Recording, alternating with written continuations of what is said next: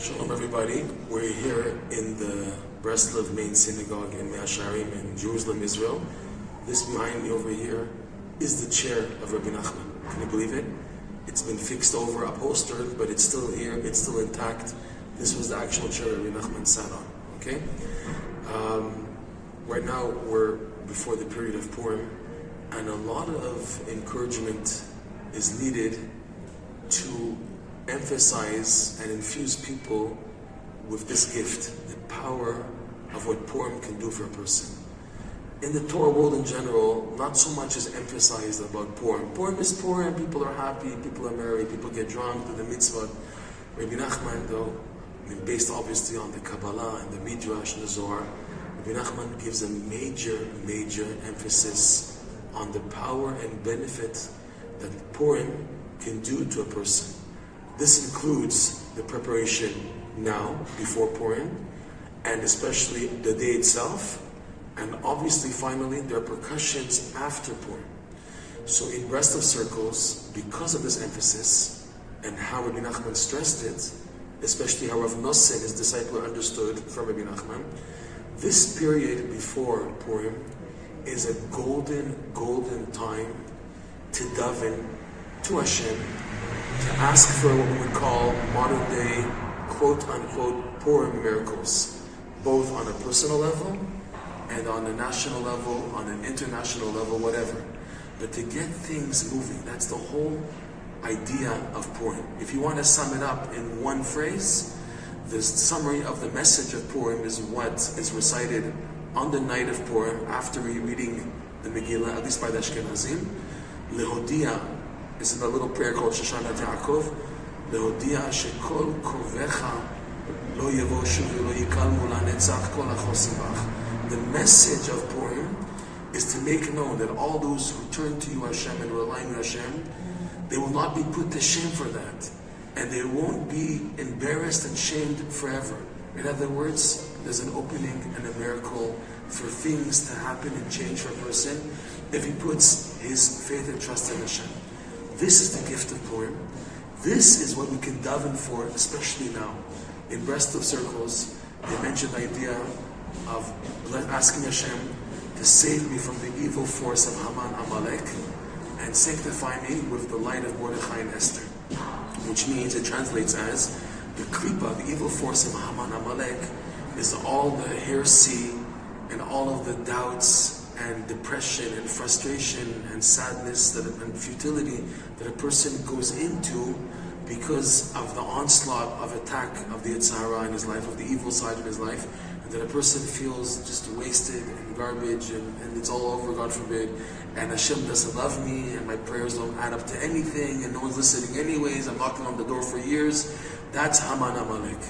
And the light of Mordechai and Esther is the light of hope, because even in the simple story of Purim, of Mordechai and Esther, we see that the whole secret here was that Mordechai, first of all, didn't give up. He was crying out when the decree from Haman was issued. He was crying out.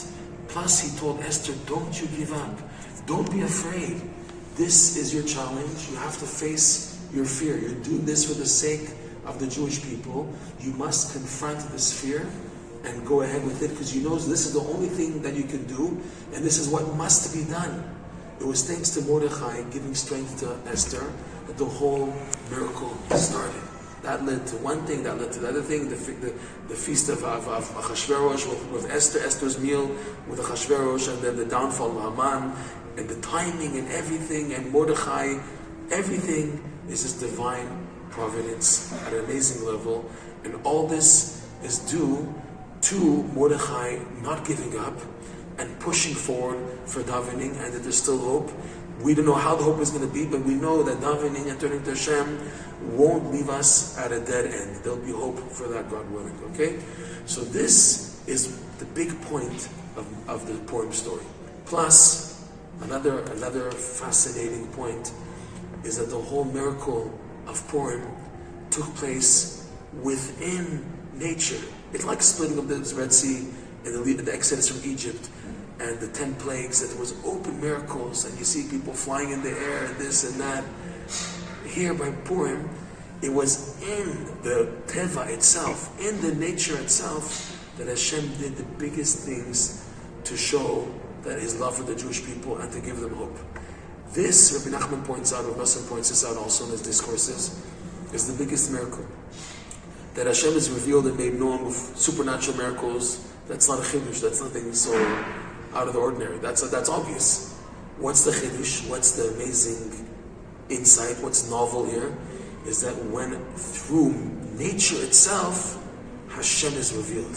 Through nature, the course of nature, the things, miracles happen, but within nature, Hashem's greatness is revealed much, much greater, and that's what Hashem wants. That's why the sages said, for example, that in time to come in the future, all festivals will cease to exist. Kol ha-mo'adim niftalin, v'mei ha-purim lo niftalin. All the festivals will be no reason to continue to exist, but Purim will continue to exist. Purim will continue to happen after Mashiach comes, because the whole miracle of Purim is associated, Rav Nosson explains, with the future redemption. The future redemption, Rabbi Nachman says, that when Mashiach comes, He won't even shoot a single missile. He'll have the whole world under His feet without having to shoot a single bomb, a single missile. Like people think there's going to be like war and destruction and killing and power, and Mashiach's going to get everybody in the most unexpected way. How? We don't know. But He's going to get the whole world under His feet. All the leaders of the nations, everyone is going to come to recognize Hashem and crown Mashiach as the king, all through the power of nature. No supernatural crazy things happening, which there a person's free will is taken away, and obviously we'll believe it. We won't need that. It'll be a revelation through nature. Because of that, Purim will continue to exist. So going back, the Breslov Hasidim take this time very much to prepare for Purim. In the davening, they ask to be able to fulfill all the mitzvot of Purim to the maximum.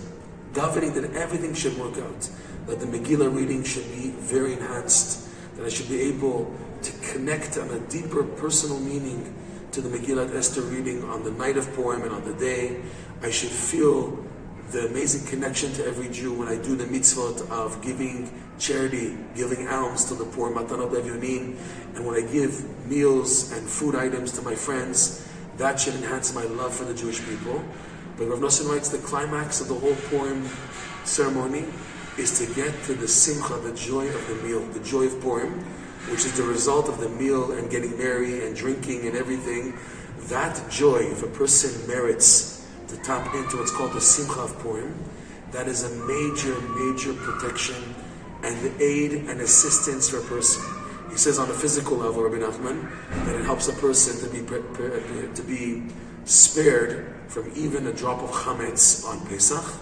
On a deeper meaning, it means to help a person that he should have no souring, no leavening of the thoughts. That his emunah and his fear of Hashem and his purity and holiness should be crystal clear and upfront and noticeable and accessible to a person, and the evil should be totally submitted and subdued. This is the big miracle. Plus, he teaches, Nachman, that Siftotav Shoshanim, the verse reads in Shir Hashirim, Songs of Songs, Rabbi Nachman uses this proof, this verse, Siftotav, the lips are like roses. Siftotav Shoshanim, his lips are red as roses. And Rabbi Nachman interprets, Siftotav, lips refer to the power of speech. Power of speech he associates with Pesach. Pesach, Rabbi Nachman quotes the Arizal, is made up of two words, Peh, Sach. A peh, a mouth that converses, that speaks. In other words, expression of prayer comes out on Pesach. Just like it's Aviv, it's springtime, right? When the grasses begin to grow and the vegetation begins to sprout at spring, right? So too the speech also is beginning to come out, which was dormant in the cold winter, which represents what a person's going through cold, darky moments, and sad and heaviness and slothfulness and laziness and lowliness. That's the opposite of speaking. And Pesach is the idea of speech coming out. So he teaches Siftotav, the lips, which is speech, is due to Shoshanim. Shoshanim is referring to Purim. Shoshanat Yaakov, like we say, right? Shoshanat Yaakov, Shoshana, I think it's Gematria Esther, if I might recall properly, or Mordechai, or both, I forget exactly. But Siftotav Shoshanim, Rabbi Nachman teaches that Pesach is through Purim. It's his beautiful innovative insight, Rabbi Nachman, that the key to Pesach is specifically through Purim.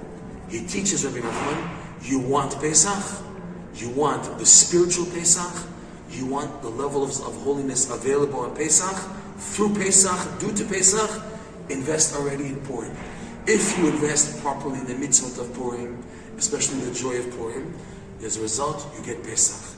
If you invest on the joy of Purim, where the joy is, even though I am as I am, I believe shekol kovecha lo yivosha, those who turn to Hashem, even though they are as they are, but they have hope in Hashem, okay?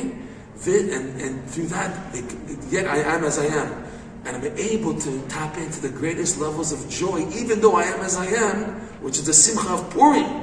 The simcha of Purim is even though I am as I am, I'm still able to be happy at the highest of levels, like the person who just won the lottery. Ask him, what happened? I said, nothing. What do you mean nothing? So why are you so happy? I'm happy because I feel the true joy of being a Jew, the true joy that I know Hashem is always there for me no matter what I've done, because He knows I'm sincere, and I from time to time express my sincerity. I try my best to express my sincerity in prayer and davening and good deeds, and Hashem knows that, and Hashem loves me because of that, and I know He loves me because of that, and this leads me to have the true simcha of Purim. As a result, a person reaches the high levels of Pesach, the Kedusha of Pesach. This is really part of the preparation before Purim. And this leads to Purim miracles. Purim miracles meaning a person has many difficulties in life, financial difficulties, right, health issues, shalom bayit issues, children, and all the more so spiritual struggles. He can't get up in the morning to daven on time. He can't daven with a minyan. His learning is upside down. His midot is upside down. He feels like his guarding of the brit, his moral purity is just down the drain. God forbid, he doesn't guard his eyes, doesn't guard his thoughts. A person feels wasted on all corners, all directions, right? And yet he davens before Purim to have a Purim miracle in this area. This is the idea of the davening before Purim. This is the whole idea. This is the gift of this period, the opportunity for davening. So we say, why don't you save all that to daven on Purim? There's davening on Purim, and there's davening as a preparation for Purim. And the preparation davening, believe it or not, is the greatest period. When you prepare for a mitzvah, Rav Nosson writes, sometimes the preparation and the yearning itself for the mitzvah is greater than the mitzvah itself, because the yearning to do something holy is what gives value to the item at the end. The item itself, it was done. The yearning generated to do the item, Rav Nosson writes, in Hashem's eyes, the ratzon of a Jew to do something is even at times greater than the mitzvah itself. That's the idea of davening and yearning for something in holiness. Not just to sit by and waited for it to come by. Okay, it came by, it went through and it passed over. That's not Judaism. Judaism, Rabbi Nachman, Rav Nosson teaches, is your yearning builds your connection. An example, just to give an example, there was a Breslover, his name was Rav Naftali Dubinsky, and he was in Siberia, in exile, in prison in Siberia for several years. And in those several years, at least 4 years, he did not once put on tefillin. Okay? And as soon as he came out from prison, and he came to some Jewish community, the first thing he asked was to put on tefillin. And when he put on the tefillin, he was so crying and overwhelmed, he fainted. While putting on the tefillin, he fainted due to the years of davening and yearning and crying to put once again on tefillin. The yearning was so intense that when he came to do the mitzvah itself, he fainted. He tried to do it, he did it in the end. But he fainted from the extreme yearning and longing for years and years to get to do a mitzvah.